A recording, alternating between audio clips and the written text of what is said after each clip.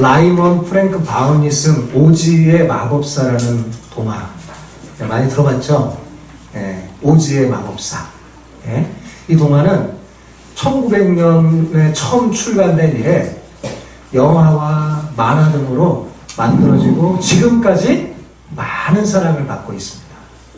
아마 여러분도 어린 시절에 한 번쯤은 읽거나 영화로 봤을 거예요.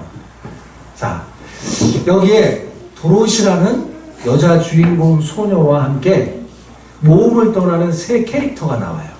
예, 아마 여기 우리 학생들은 잘 알 거예요. 자, 거기 세 캐릭터가 누구누구 나오죠? 뇌가 없는 허수아비, 그리고 마음이 없는 양철 나무꾼, 그리고 마지막으로 용기가 없는 사자가 등장합니다. 그 중에서 이 용기 없는 사자는요, 우리 그리스도인에게 시사하는 바는 큽니다. 여러분, 사자에게 용기가 없다면 살아가는 것이 무슨 의미가 있을까요? 여러분, 용기 없는 사자에게 사자라는 이름이 가치가 있을까요? 이 세상에 만약 용기가 없는 사자가 있다면 그 사자의 생존은요, 무의미할 겁니다. 그런데 여러분, 이 세상에서요, 용기 없는 사자보다 더 불쌍하고 의미 없는 삶을 살아가는 존재가 있는데 그것이 누구냐? 하늘에 소망이 없는 인간입니다. 뭐가 없느냐? 하늘에 소망이 없는 인간이에요. 인간에게서 하늘의 소망을 싹 빼고 나면 생존만 남죠. 그죠? 생존은 인간에게 어울리는 단어가 아니에요. 짐승에게 어울리는 단어죠. 하나님께서는 우리 인간을 생존을 위해 만들지 않으셨어요. 하나님은요, 우리를 어떻게 만드셨어요? 하나님의 형상과 모양대로 창조하신 후에 하나님의 위대한 꿈을 심어주셨어요. 그러니까 하나님의 위대한 꿈을 위해서 만들어줬어요. 우리는 이 하나님의 위대한 꿈이 우리에게 주어졌을 때 그것을 비전이라고 합니다. 그리고 그 비전이 우리의 모든 삶을요, 의미 있고 가치 있게 만드는 거예요. 그러니까 이걸 잊어버리면, 인간이 이걸 잊어버리면 마치 용기 없는 사자같이 되는 거예요. 네, 무가치한 인생이 되는 거죠. 오즈의 마법사에 나오는 이 용기 없는 사자는요, 용기를 찾아 모험하는 과정에서요, 자기 안에 용기가 있다는 사실을 발견합니다. 그래서 달라지죠.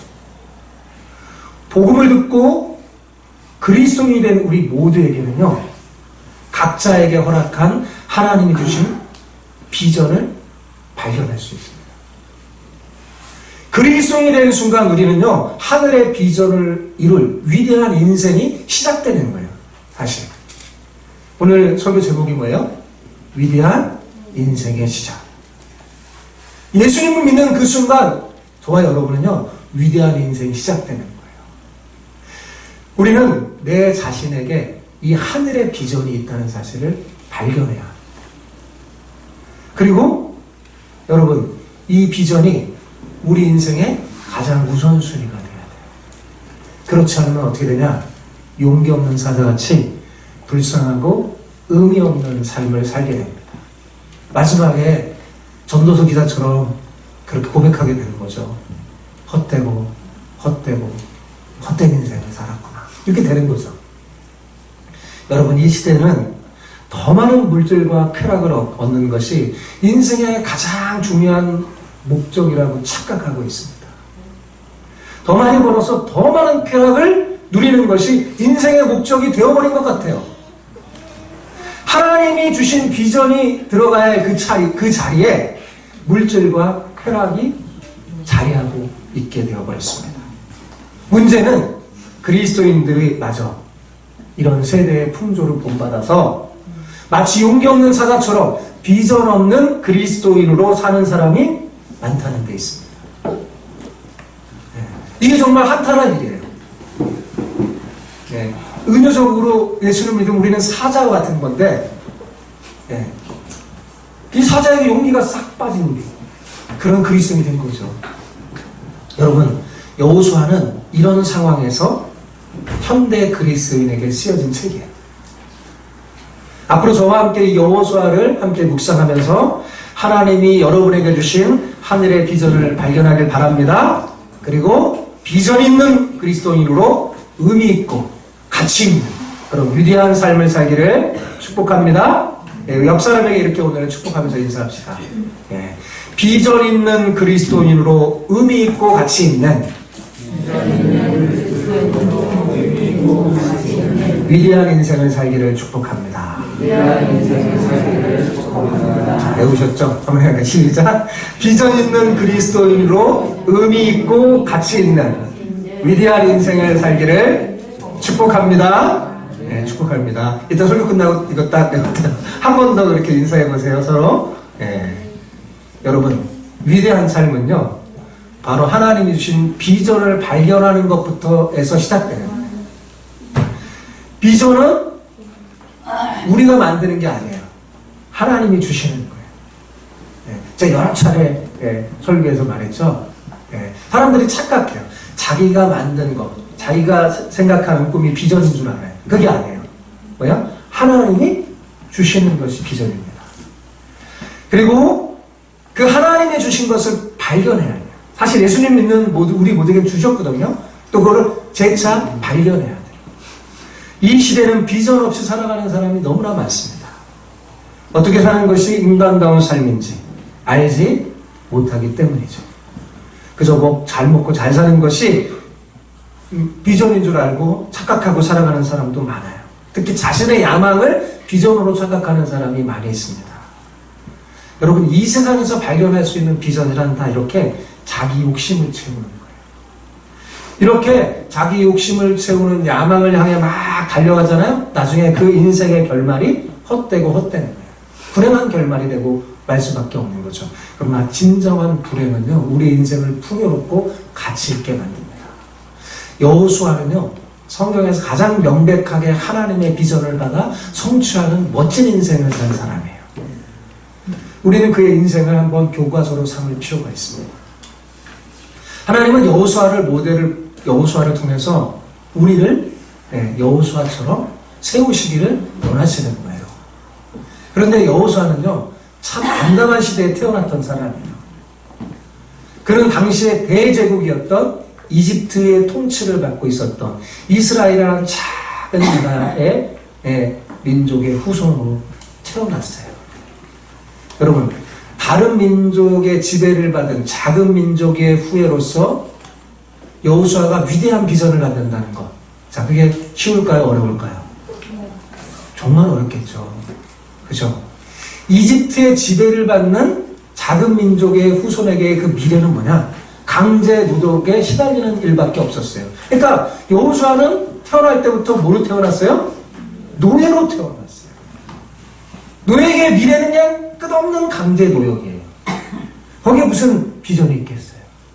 그러나 여러분, 여호수아는 놀라운 비전을 받고 그것을 이루는 멋진 사람으로 자랐어요. 그죠? 도대체 어떻게 여호수아는 이런 아름다운 비전을 갖게 된 걸까요? 그것은요, 아까도 말했지만 여호수아 자신이 막 뭔가를 생각해낸, 자기 스스로 만들어낸 게 아니에요. 하나님이 여호수아의 가슴에 심어줬어요.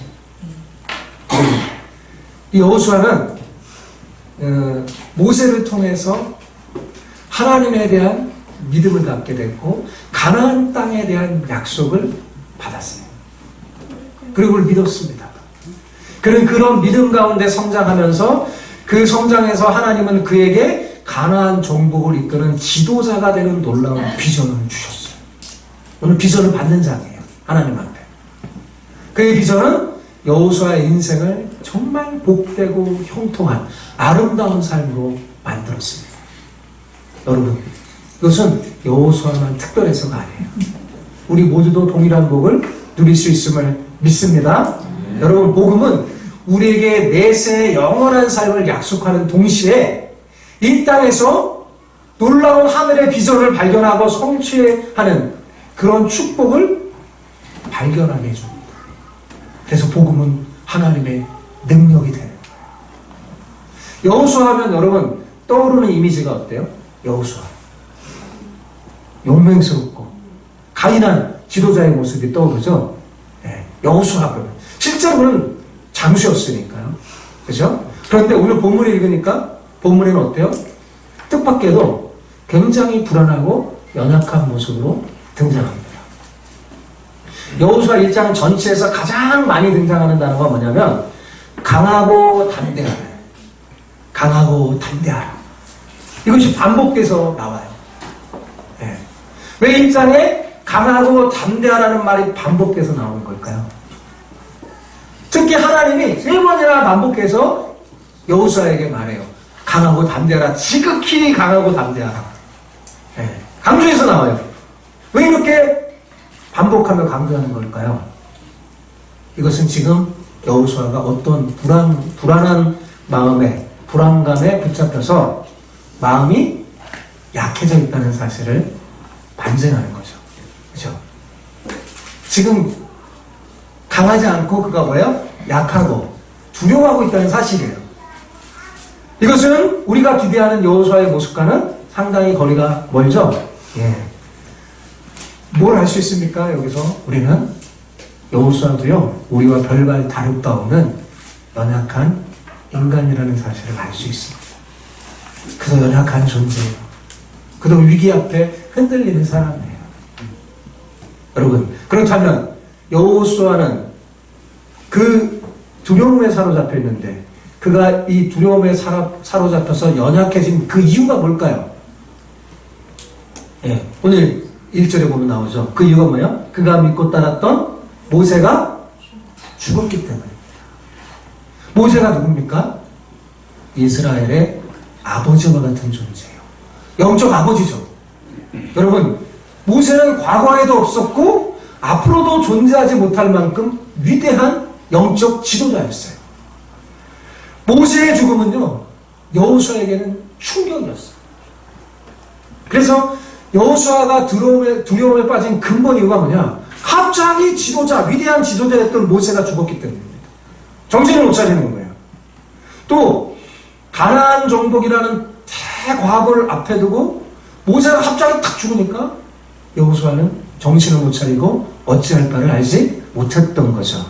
그뿐만 아니라 여호수아는 모세 옆에서 늘 지켜봤는데 이스라엘 백성들이 얼마나 못되고 악한 백성이었는지 모세 옆에서 눈으로 목도하고 지켜본 사람이에요. 이스라엘 백성들이 모세를 얼마나 힘들게 했는지 누구보다도 잘 알고 있었던 사람이죠. 여러분, 지금 여호수아가 이제 왜 두려워요? 이런 못된 백성, 이런 말 잘 안 듣는 백성, 이 백성을 이끌고 가나안 땅을 정복해야 한다니 앞이 캄캄한 거죠. 여러분, 우리가 신명기를 전에 살펴봤는데 신명기에서 이스라엘 백성들이 사실 가나안 땅, 출애굽해서 가나안 땅에 들어가는 길은 11일 10하루 길이었다고 했잖아요. 그런데 그들이 40년이나 광야 속에 헤맸죠. 왜 헤맸죠? 왜 헤맸다고 그랬어요? 불순종해서. 그죠? 불순종하는 백성이에요. 참 힘들게 하는 백성. 이 백성을 이끌고 지금 가나안 땅에 들어간다고 하니까 앞이 뭐예요?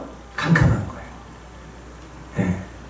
더군다나 가나안 땅에 사는 7 족속은요, 철병거를 비롯해서요, 최첨단 무기로 무장한 군대 조직을 갖고 있는 그런 민족이었어요. 이스라엘은 군대도 없어요. 그러니까 가나안 땅은 호락호락한 땅이 아닙니다. 그러니 여호수아가 어찌 두렵지 않을 수 있겠어요?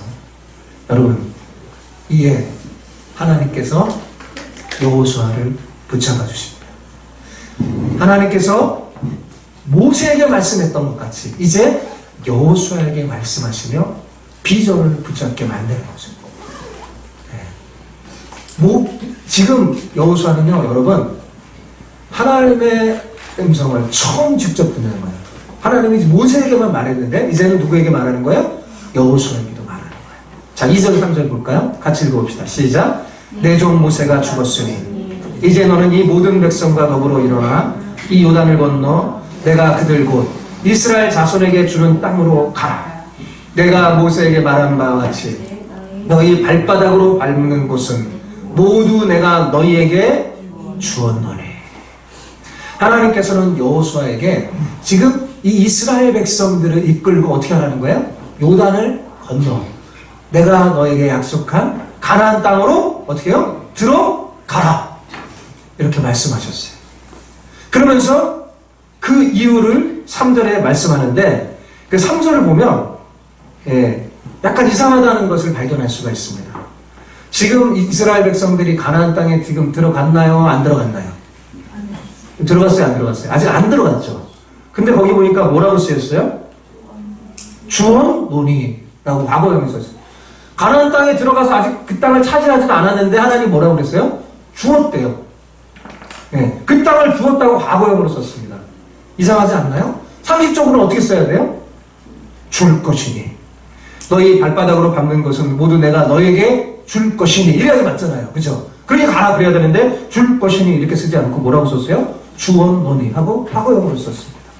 그렇다면 왜 성경 기자는 줄 것이니 이렇게 기록하지 않고 주었노니 라고 기록하는 걸까요? 문법을 몰라서 그랬을까요? 그런 게 아닙니다. 성경에는 이런 표현이 많이 등장해요. 이스라엘 백성들은 그 히브리 민족의 특징이에요. 이 이스라엘 백성들은요, 아직 이루어지지 않은 저 먼 미래의 일이라 할지라도 그것이 확실히 이루어질 일에 대해서는 이미 이루어졌다고 생각하고 어떻게 해요? 과거형으로 씁니다. 그러니까 말하자면 미래에 이루어질 일인데 그게 확실히 분명하게 이루어질 일이면 어떻게 써요? 과거형으로 쓰는 거예요. 하나님의 언약은요 반드시 이루어지는 것이기 때문에 성경 기사는 어떻게 쓴 거예요? 주었노니라고 과거형이라고 쓴 거예요. 내가 모세에게 말한 바와 같으니. 이 말씀 뭐예요? 하나님께서 언약을 내가 잊지 않고 계시다는 거죠. 내가 이미 너에게 말했고 약속했잖아. 그 약속은 반드시 이루어진다는 거죠. 4절은 하나님께서 약속한 그 가나안 땅의 지경이 어디까지인지 말씀하고, 그리고 5절에서는 하나님께서 여호수아에게 용기를 주십니다. 5절부터 더 중요해요. 자, 5절 같이 읽어볼까요? 시작. 내 평생에 너를 능히 대적할 자가 없으리니 내가 모세와 함께 있었던 것 같이 너와 함께 있을 것이니라. 내가 너를 떠나지 아니하며 버리지 아니하리니. 여러분, 이 말씀처럼 여호수아에게 위로가 되는 말씀이 어디 있었을까요? 여호수아는 하나님께서 얼마나 모세와 함께 계셨는지 두 눈으로 목격한 사람입니다. 아마 그때 여호수아는 모세가 엄청 부러웠을 거예요. 그런데 지금 하나님께서 뭐라고 하나요? 내가 모세와 함께 있었던 것 같이 너와 함께 있을 거다. 여호수아가 함께 있을 것이고 너를 떠나지 않고 버리지 않겠다고 하니까 여러분 얼마나 감동입니까? 실제로 가나안 땅에서 여호와를 능히 당할 자가 없었던 것은 여호수아를 능히 당할 자가 없었던 것은 여호수아가 강해서가 아니라 뭐예요? 여호수아와 함께 있었던 하나님 덕분이죠. 그죠? 여호와께서 모세와 함께 했던 것처럼 여호수아와 함께 했기 때문입니다. 여러분, 그 낮은 대로 임하소서라는 책을 쓰고 영어도 나오면서 나오는 거기 한 목사님이 계세요. 안요한 목사님이라고. 목사님이 갑자기 눈을 멀었습니다. 갑자기 앞이 안 보이게 됐어요.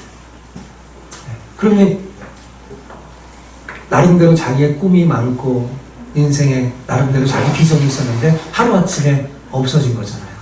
그래서 절망하면서 막 죽으려고 하고 막 그러는데 그가 힘을 얻었던 말씀이 바로 여기에요. 여호수아. 지금 읽었던 이 말씀. 내가 너와 함께하고 너를 떠나지 아니하며 버리지 아니하니. 그래서 그런 복음성가 노래가 나왔어요. 그는 나를 버리지 아니하니. 그는 나를 버리지. 그런 노래도 나왔어요. 그러니까 이 목사님도 뭐예요? 눈이 먼 상태에서도 뭘 발견한 거예요? 하늘의 비전을 발견한 거예요. 용기를 발견한 거예요. 여호수아와 이 목사님만이 아니라 여러분, 우리도 마찬가지입니다. 하나님 여러분과 함께 계시는 줄 믿습니다. 하나님 여러분을 떠나지 않고 버리지 않으실 거예요. 여호수아는 이런 하나님의 말씀을 통해 하늘의 비전을 깨닫게 돼요. 그래서 하나님께서 이 비전을 이룰 전쟁 승리의 비결을 미리 가르쳐 주십니다. 뭘 가르쳐 줬다고요? 비전을 이룰 전쟁 승리의 비결을 미리 알려줬어요. 어떻게 하면 그가 하늘의 비전을 이룰 전쟁에 승리하고 어떻게 하면 패배하는지 알려주셨어요. 6절을 보십시오. 같이 읽어봅시다. 시작. 강하고 담대하라. 너는 내가 그들의 조상에게 맹세하여 그들에게 주리라 한 땅을 이 백성에게 차지하게 하리라. 자, 여기서 하나님께서 여호수아에게 무엇에 근거하여서 강하고 담대하라고 하시는 겁니까? 약속에 근거해서 말씀하시는 거예요. 그죠? 하나님이 약속하셨으니 그 약속을 믿고 강하고 담대하게 가라, 그 말이죠. 그죠? 내가 약속했지? 그러니 너는 내 약속을 믿고 걱정하지 말고 강하고 담대하게 밀고 나가. 이렇게 지금 말씀하시는 거예요.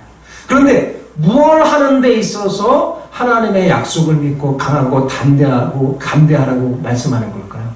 무엇에 강하고 담대하라고 하는 걸까요? 여러분, 우리는 흔히 칼을 집어들고 전쟁에 임할 때 강하고 담대하라는 말로 이해합니다. 그죠?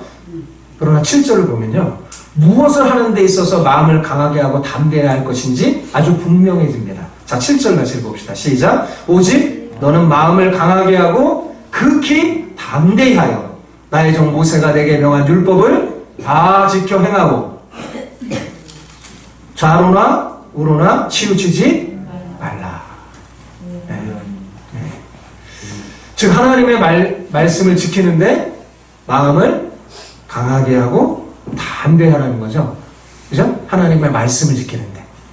그러니까 전쟁에 임하는 데 있어서 칼을 집어들고 싸우는 데 담대하라는 말이 아니라 뭐예요? 하나님 말씀을 순종하는 데 있어서 강하고 담대하라는 말입니다.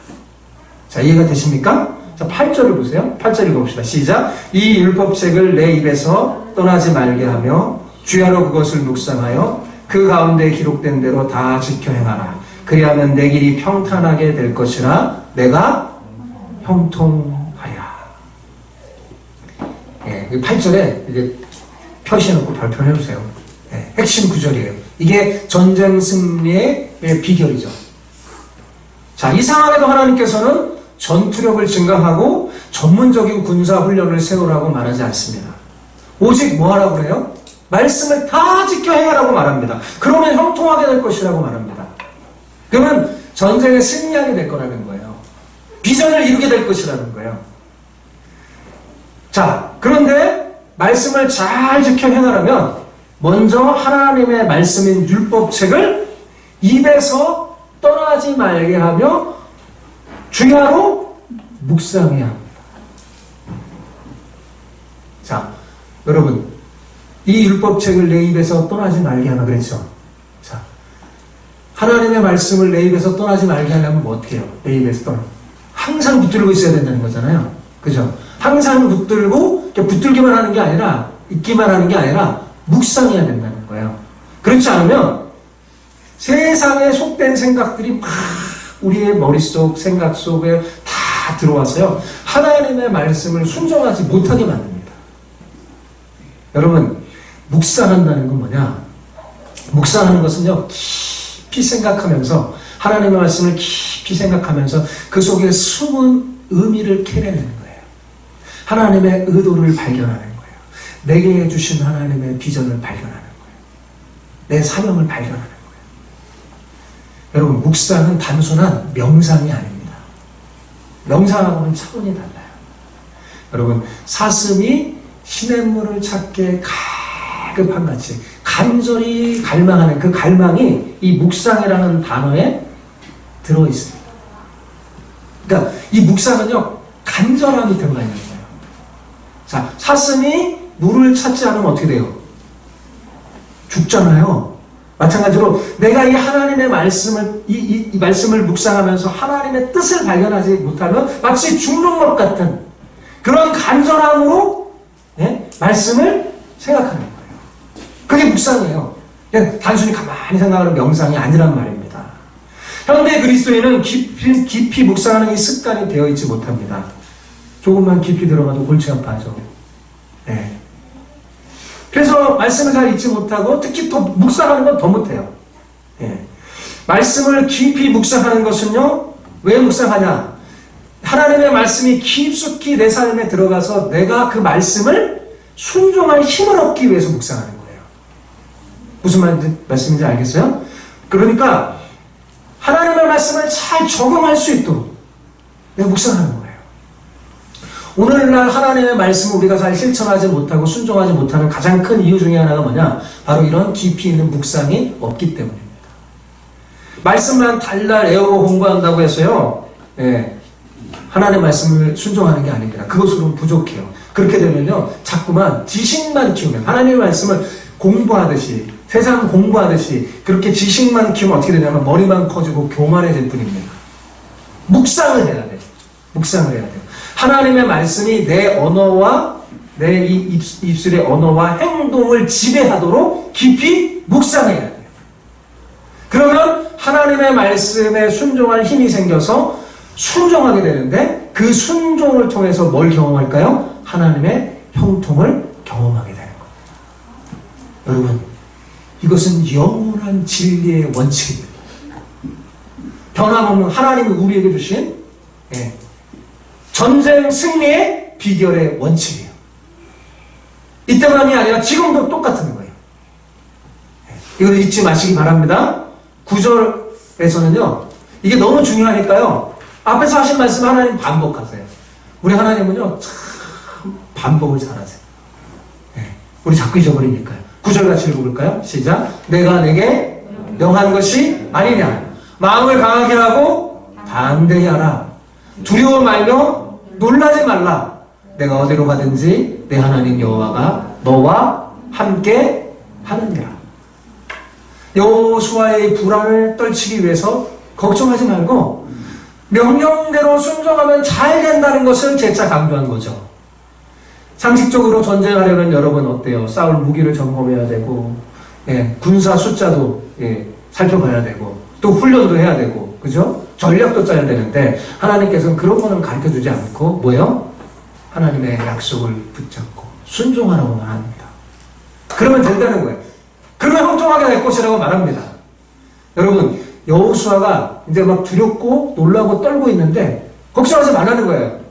내가 너에게 준 하나님의 말씀을 묵상하며 하나님의 의존하며 나아가면 어떻게 된다는 거예요? 승리한다는 겁니다. 여호수아가 말씀을 묵상하면서 하나님을 의존하느냐에 따라서 전쟁의 승패가 갈라지는 거예요. 그러니까 이것이 여호수아의 핵심 주제입니다. 전체 핵심 주제예요.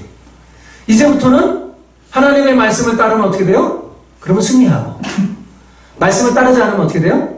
그러면 패배한다는 것을 철저히 보여주는 게 여호수아의 이야기입니다. 전쟁을 어떻게 하느냐, 그게 중요한 게 아니에요. 이 원칙을 따르느냐 안 따르느냐, 그게 중요한 겁니다.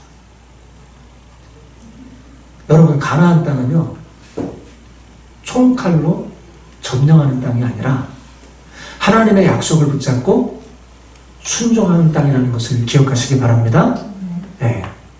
가나안 전쟁은요, 얼마나 철저히 우리가 하나님 앞에서 믿음으로 순종하느냐, 그 순종에서 들어가느냐 하는 그런 싸움이지, 작전을 짜서 점령하고 총칼로 싸워서 뺏는 전쟁이 아니라는 것입니다. 그런데 여러분, 놀랍게도 우리가 사는 지금 현재 우리의 모든 사회의 전 영역이 다 이 똑같은 원리에 들어가 있어요. 여러분의 삶에도 마찬가지예요. 우리는 지금 전쟁과 같은 삶을 살잖아요. 영적 전쟁을 하는 거잖아요. 총과 칼로 하는 전쟁이 아니라. 그죠? 그때 승리는 뭐예요? 이 영적 전쟁의 승리는 뭐예요? 하나님의 백성이 얼마나 하나님의 언약을 붙잡고 끝까지 순종하느냐에 달려있는 거예요. 그러면 승리하고, 순종할 때 하나님께서 우리가 사는 곳, 여러분이 사는 곳, 여러분이 일하는 곳, 그 땅에 하나님의 섭리를 형통으로 드러내실 것입니다. 그때 여러분이 형통하게 될 거예요. 그렇지 않으면 반대로 어떻게 돼요? 네, 실패하게 되는 거죠. 이것을 하나님께서 이제 가나안에 들어가기 전에 미리 알려준 거예요. 승리의 원칙을. 걱정하지 말라는 거죠. 자신을 믿고. 그 다음에 하나님이 한 가지 더 약속한 게 뭐예요? 내가 함께 할 거다. 뭐 하면? 하나님이 함께 하는 조건이 있어요. 네가 내 약속을 막 믿고 순종하면 내가 너와 함께 할 거다. 라고 말씀해 주신 겁니다. 우리는 흔히 위대한 인생을 살아가는 사람들을 특별한 사람이라고 생각합니다. 그죠? 그러니까 위대한 인생, 제 목숨은 굉장히 부담스러웠을 거예요. 위대한 인생의 시작. 내가 무슨 위대한 인생을 할 사람인가. 그렇게 생각돼요.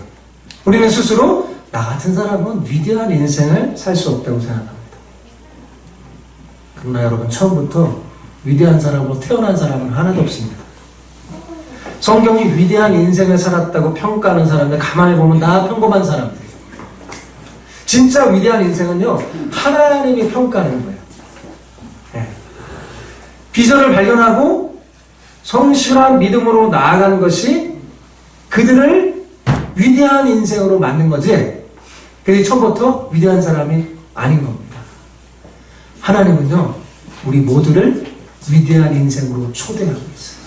여러분이 예수님을 믿는 그 순간 하나님은요, 하늘의 꿈을 주셨어요. 하나님의 나라라는 저와 여러분의 공통의 비전이 있습니다. 예.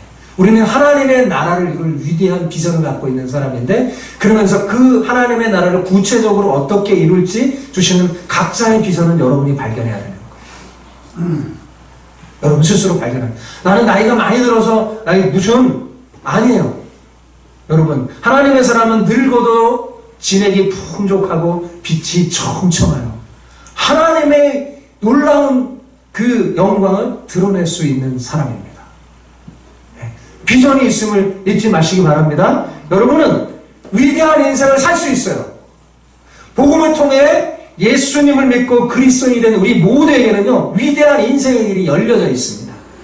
그 길을 가기 위한 방법이요, 성경에 자세히 기록되어 있어요. 여호수아는 우리 모두에게 이 위대한 인생으로 가는 항해에 동참할 것을 권면하고 있습니다. 우리가 예수님을 믿고 그리스도인이 된 그 순간 하나님께서는 우리에게 하늘의 비전을 주셨습니다. 그리스도인이 되었음에도 불구하고 자신에게 하늘의 비전이 있다는 것을 발견하지 못한 그 사람은 오즈의 마법사에 나오는 어떤 존재와 같아요? 용기 없는 사자같이 불쌍한 인생을 갈 수 있다는 거죠. 용기 없는 사자가요, 도로시하고 여행을 하면서 어떻게 했어요? 용기를 찾았던 것처럼.